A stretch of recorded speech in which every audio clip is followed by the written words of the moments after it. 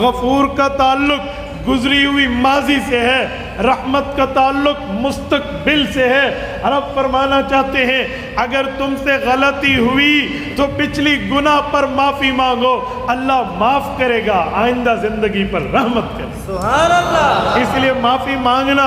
اپنی اصلاح کرنا، غلطی سے خود کو بچانا یہ کوئی بری بات نہیں ہے، اچھی بات ہے۔ یاد رکھنا حدیث قدسی میں رب کائنات نے رسالت مآب علیہ السلام کی زبانی ہمیں بتایا، یا ابن آدم لو بلغت ذنوبک عنان السماء،